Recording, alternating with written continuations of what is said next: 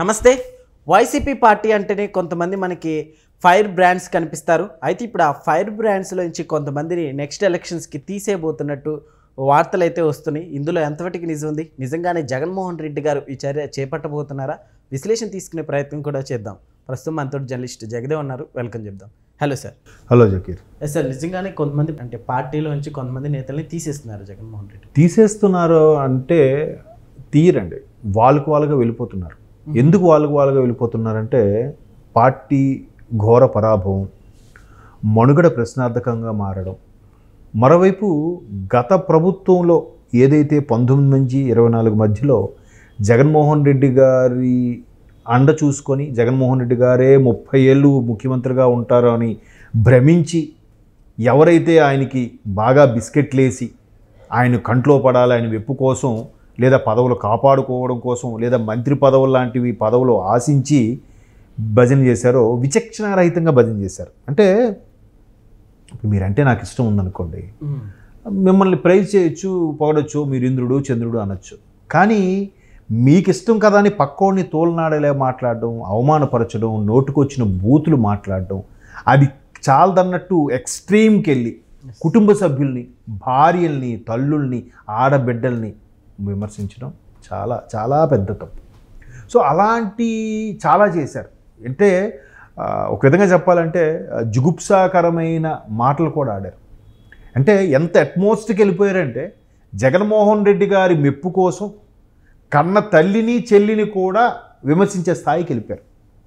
సరే, వీళ్ళందరూ విమర్శించారు అనుకుందాం. కాసేపు విమర్శిస్తే ఎవరైతే ఉన్నారో ఎవరి కోసం అయితే విమర్శించారో అని కనీసం ఒక మాట అయినా అనాలి కదా. ఏయ్ ఎవరు మీద ఎంత మాటలు తప్పు కదా, మరీ ఎంత పిచ్చేది అంతగా మాట్లాడతారా అని అనాలి కదా. అనలేదు.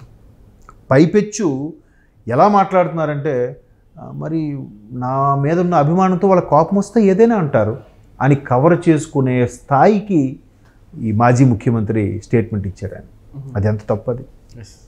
అంటే నీకు లోపల ఇష్టమే, వాళ్ళని అలా విమర్శించడం నీకు ఇష్టమే, అందుకు నువ్వు ఖండించలేదు. ఇకపోతే ఈ కృష్ణా జిల్లా వ్యవహారం, ఈ బెజవాడ వ్యవహారంకి వస్తే గెడ్డం గ్యాంగ్గా పెంచుకునే ఎవరైతే ఉన్నారో, ఎవరు కొడాల నాని గారు కానీ, వల్లభనేని వంశీ గారు కానీ, పేర్ని నాని గారు కానీ, తర్వాత జోగి రమేష్ గారు కానీ, ఆ సరౌండింగ్స్ ఉన్నవారు వీళ్ళందరూ కూడా ఎలా మాట్లాడారో మనం చూసాం. ఇప్పుడు ఎవరు పేర్ని నాని గారు, ఆయన్ని అందరూ వెటకారంగా వేరే వేరే పేర్లతో పిలుస్తున్నారు. కొడాల నాని, ఆయన ఇంకేదో నాని అంటారు.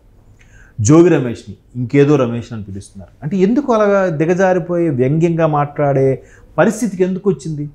కూటమి కార్యకర్తలు కానీ, మిగతా ఓటర్లు కానీ ఆ అమరావతి విషయంలో కానీ, బెజవాడ రాజకీయాల విషయంలో కానీ నోటుకు వచ్చినట్టుగా మాట్లాడి ఒకానొక దశలో అమరావతి రైతులు కూడా ప్రాస్టిట్యూట్ అన్నట్టుగా కూడా విమర్శించారు. మనం అది కూడా చూసాం. అంటే ఏది మాట్లాడకూడదని లేదు, నోటికి ఏది వస్తుంది మాట్లాడేయడమే, పేలేయడమే. కొడాల నాని అయితే ఎంత దారుణంగా మాట్లాడేవారంటే ఆడొక ముసలి నక్క, ఆడొక సన్నాసి, ఎట్లా మాట్లాడేవాడు. ఆఖరికి ఆ అంతర్వేది రథం మీద కాలిపోతే దేవుడు నీకు వచ్చే కళ్ళకు వచ్చి చెప్పాడా? దేవుణ్ణి కూడా విమర్శించడం అంటే ఏంటది? అంత భయం లేకపోవడం ఏంటి? పాపభీతి లేదా మీకు? అందుకు ఈరోజు ఎలా ఉన్నారు వాళ్ళ పరిస్థితి? అటువంటి వాళ్ళ వల్ల జగన్మోహన్ రెడ్డి గారి ప్రతిష్ట దిగజారింది తప్ప పైకి వెళ్ళలేదు. ఒకటి ఈయన యథారాజా తథా ప్రజ అన్న ఊరికే అనలేదు. ఈయన చెప్పాలి, ఖండించాలి. ఖండించలేదు ఎప్పుడో లోపాయకారిగానే చెప్పాలి. మీరు మరీ ఎక్స్ట్రీమ్కి వెళ్ళి మాట్లాడుతున్నారు, కరెక్ట్ కాదని. పైపెచ్చు నా మీద అభిమానంతో వాళ్ళు మాట్లాడుతున్నారు, నేను వాళ్ళని కంట్రోల్ చేయలేను, అంత అభిమానం వాళ్ళు. కానీ ఇట్లా కవర్ చేసుకునే మాట్లాడితే ఇప్పుడు ఎవరికి నష్టమైంది? ఎవరి పార్టీ అంటున్నారు? ఎవరి యొక్క కార్యకర్తలు అంటున్నారు? జగన్మోహన్ రెడ్డి గారు అంటున్నారు. రాజశేఖర రెడ్డి గారు ఫ్యామిలీని ఎవరు అనట్లే, విజయమ్మ గారు ఫ్యామిలీని ఎవరు అనట్లేదు, జగన్మోహన్ రెడ్డి గారికే వస్తుంది. ఎవరేం మాట్లాడినా కూడా. ఆఖరికి మొన్న వాళ్ళకు సంబంధించిన పేపర్లో ఈ తుఫాన్ ఆగడానికి కారణం జగన్మోహన్ రెడ్డి అని ఒకటి రాశాడు. జగన్మోహన్ రెడ్డి గారికి తుఫాన్ ఆగడానికి సంబంధం అంటే ఆయన దేవుడా? అంటే బిస్కెట్లు వేయొచ్చు కానీ తెలిసిపోతుంది కదా క్లియర్గా. ఇదేమిట్రా ఇంత భజన బ్యాచ్, జించికి బ్యాచ్ లాగా ఉన్నారు మీరు. సార్, పదవుల కోసం ఇవన్నీ చేస్తున్నారా అనుకోవచ్చు కదా. ఏమిటో మరి, పదవుల కోసం అయితే పదవులు ఏమి శాశ్వతమా చెప్పండి. ఇప్పుడు జోగి రమేష్ గారు అరెస్ట్ అయ్యారు. ఆ గతంలో ఎలా మాట్లాడాను ఇవన్నీ ట్రోల్ అవుతున్నాయి. మీరు పొద్దున్న ఫోన్ తీస్తే షార్ట్స్లో కానీ ఇన్స్టాలో కానీ లేదా టెలిగ్రామ్లో కానీ వాళ్ళందరూ ఒక్కొక్కరు షేర్ చేసుకొని ప్లే చేసుకుంటున్నారు. చంద్రబాబు నేను ఎక్కడే ఉంటారా, నేను ఎక్కడికి పారిపోలే, ఎక్కడ దమ్ముంటే ఎక్కడ రా అని పైన పెట్టి కింద చూస్తే అలా ఆవిడ రిక్వెస్ట్ చేస్తున్నాడు, అలా జోగి రమేష్ గారు శ్రీమతి ఏడుస్తున్నట్టుగా వీడియోస్ పెడుతున్నారు. మరి అక్కడ అంత పోటుగాడిలా మాట్లాడేవే, ఇప్పుడు ఎందుకు అంత రిక్వెస్ట్ అరెస్ట్ అయితే మద్యం కుంభకోణంకు సంబంధించి? ఇలా మొన్న రీసెంట్గా ఒక వీడియో పెట్టారు, కొడాల నాని గారు తిరుపతిలో ఎక్కడో దర్శనం చేసి బయటకు వస్తున్నాడు, సన్నం అయిపోయి మీసాలు గడ్డలు, ఎవరు ఈ వ్యక్తిని గుర్తుపట్టారా అని చెప్పి ఒక ట్రోల్స్ చేస్తున్నాడు. నేను కాసేపు చూసి ఎవరో వెనుక ఇంకో వైసీపీ నాయకుడిని చూసి ఈయన కొడాల నాని అనుకున్నాను. ఎందుకు అంత కళావిహీనంగా తయారైపోయారు మీరు, మీ ఆరోగ్యాలు చెడిపోయి? కరెక్టే కదా. నువ్వు అసలు కుప్పంలో కూడా గెలవు, నీకు అసలు చెప్పే గతి అని మాట్లాడిన కొడాల నాని ఇంటి మీదకి కౌంటింగ్ రోజు సాయంత్రమే టమాటాలు, గుడ్లు, ఉల్లిపాయలు తీసుకుని వెళ్ళి కొట్టారు ఆయన ఇంటి మీదకి. నీకు అంత ప్రజాదరణ ఉంటే నీ చుట్టూ ఉండే ప్రజలు వచ్చి నేను ఆపాలగా. తప్పు, అలాగ ఎందుకు కోడిగుడ్లు చెప్తున్నాను, ఒక్కడెందుకు రాలేదు, ఈయన ఎందుకు బయటికి రాలేదు? ఈ రోజుకి ఎక్కడ ఒక ప్రెస్ మీట్ ఉందా? ఏమయ్యారు వీళ్ళంతా? సో జగన్మోహన్ రెడ్డి గారు ఏదైతే ఇప్పటికీ అలా ఫీల్ అవుతున్నారో ఆయన రియలైజ్ అవ్వలేదు అనేది చాలామంది యొక్క అభిప్రాయం. అందులో ప్రధానంగా ఉండే అభిప్రాయము ఒక కేతిరెడ్డి గారు ఇండైరెక్ట్ చెప్పాడు, కరణం ధర్మశ్రీ గారు ఇండైరెక్ట్ చెప్పారు, ఆ రాజానగర్ ఎమ్మెల్యే రాజా గారు ఇండైరెక్ట్ పెట్టి మాజీ ఎమ్మెల్యే ఆయన చెప్పాడు, ఇంకా చాలామంది బయటకు వచ్చారు.